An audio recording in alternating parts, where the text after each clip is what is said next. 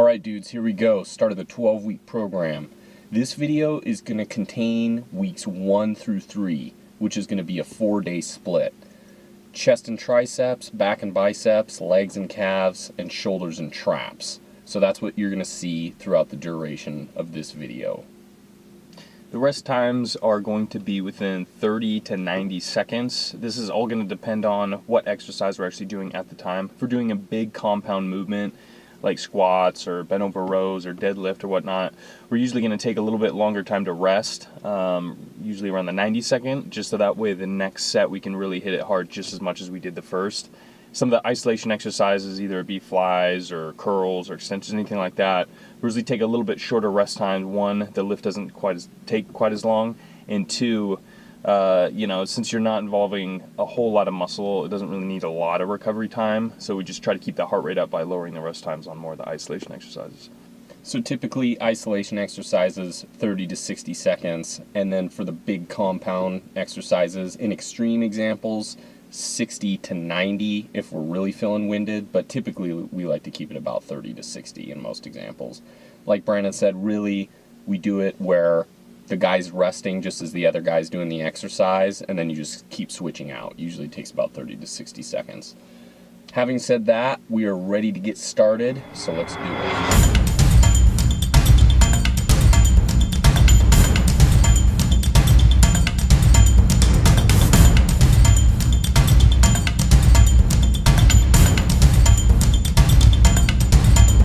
We didn't realize our first day in the gym actually landed on a holiday. It's Martin Luther King Day here in the States, so the gym is packed. So we actually had to do a few alternate exercises. As you'll notice, we're doing dumbbell incline bench as opposed to barbell, and now we're doing the hammer strength bench as opposed to just the traditional flat bench.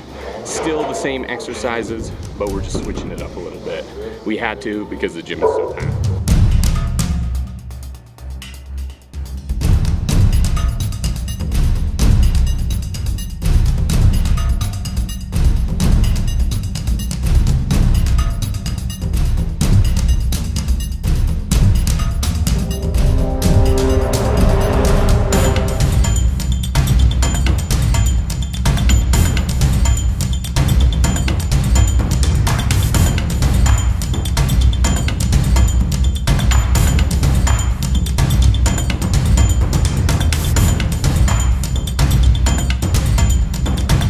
First phase of the program, the prep phase, weeks 1 through 3, we're going to focus on a little bit higher reps on the deadlifts. One, to really get the form down and get the confidence when you go really heavy that you know you're doing it right. And two, to really work on the endurance muscles too. So that way your grip, your shoulder blades, everything stays in the proper place and you keep the proper form throughout the lift. So when doing high repetitions, you're really teaching the muscle how to keep up with the bigger muscles to really build that endurance within the smaller muscle groups and within the bigger muscle groups as well. So as the program continues in deadlifts, the weight begins to increase. You're more confident in the lift because of how many repetitions you did in the beginning phase, and then also your muscles are prepared when you go really heavy because everything kind of stays in place and you keep that proper form.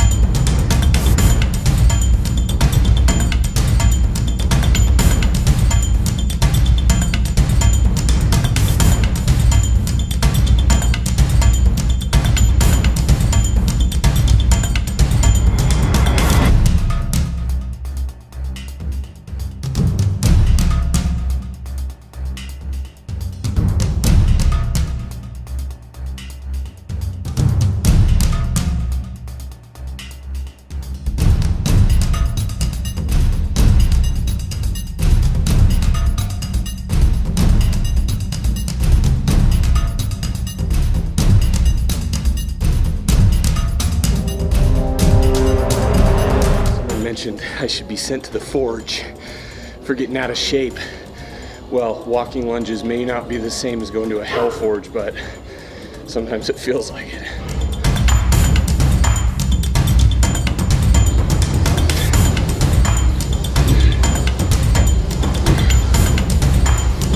Just want to do a quick shout out to Lewis Marshall from St. Albans, England.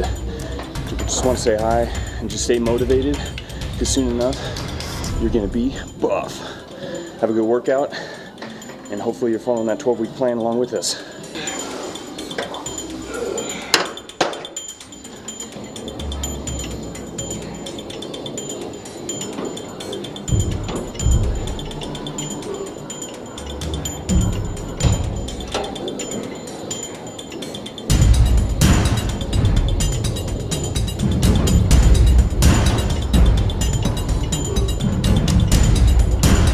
Overhead press, one of our favorite exercises for shoulders.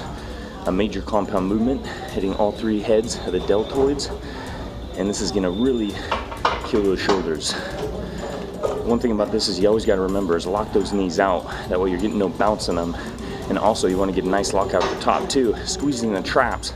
That way it sets them at the top position and really stabilizes them, and you get a little extra squeeze at the top. So these ones, and next is gonna be the upright rows, another one of our favorites, compound exercises, really gonna kill those delts. We're gonna take a little wider grip on this specific exercise. A lot of people like to do narrow. Narrow I feel works a little bit more of the traps in the front delt. We're taking it nice and wide, hit more at the lateral head, also a little bit of the traps. And what you wanna do is when you come up, don't come up past parallel to the floor, just come up to about lower chest. That way your upper arms are about parallel to the floor. Get a little bit more activation in the shoulders this way, and relieve some of the pressure that can be on the shoulder joint if you go too high. So this is again one of our favorite exercises, one of the favorite compound exercises for those delts. With the dumbbell lateral raise, it's another one where you really want to concentrate on lifting with your elbows, not with your hands. You don't want to just be lifting like this. You want to have it with your elbow, like that.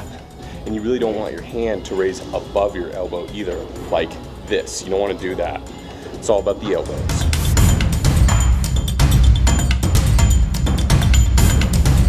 Face pulls, a great exercise to build those rear delts and traps. Kind of more that upper back look, that upper back thickness. It's a great exercise to focus on that.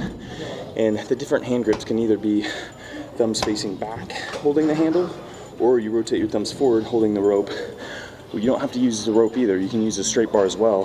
Get a nice wide grip, pull it right directly to eye line, get that nice squeeze in the traps all the way back. The elbows can flare out and drop somewhat, so your hands can be a little bit higher in the elbows on this particular exercise to get the maximum squeeze in the scapula or the shoulder blades. So once you complete all that, you should really feel that burn. Visualization is really important, and it's something we try to use often.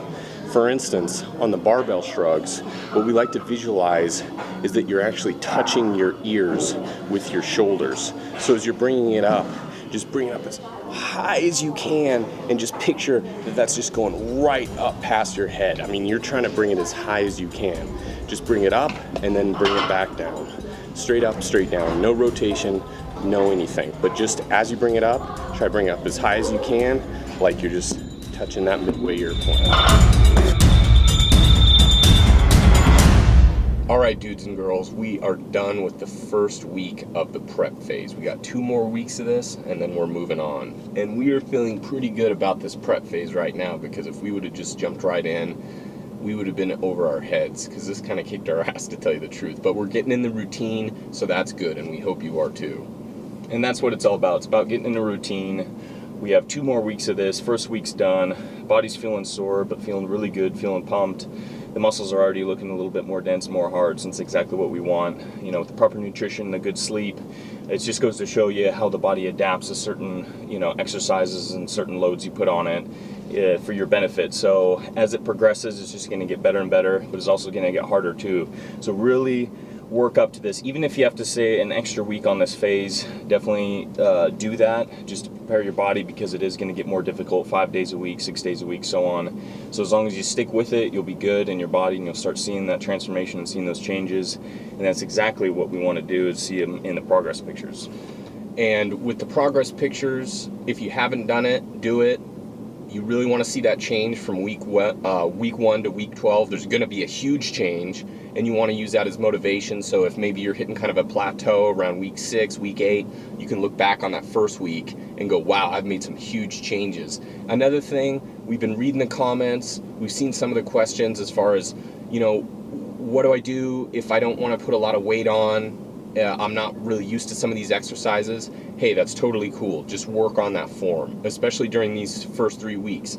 If you haven't done deadlifts before, if you haven't really done squats, watch the videos where we describe how to do them in detail. And the thing is, just work on that form. Don't worry about the heavy weights. Just worry about being comfortable. That's what it's all about. You want to be comfortable and you want to be confident. You want to learn how to do it right so you continue to do it right. You're not, you don't have to correct anything down the line. Yeah, it's not only about prepping the body, it's also prepping the mind too, getting the confidence to lift certain exercises, especially those major compound exercises that take a lot of form, technique. So getting the confidence in doing those will really bring the confidence up through any kind of lifter program you do in the future too. So once your body is prepped, your mind is getting prepped too, and the mind is even more important than the body because that really controls the body throughout this whole deal. So you really want to focus on also the mind too, and getting the confidence, the education, and also the willpower and motivation to keep going. All right, well, we are all wrapped up. Next video we're gonna do is we're gonna focus on the food we've been eating through weeks 1 through 3, and we will see you again at the start of phase 2, which is weeks 4 through 6. All right, take it easy, dudes.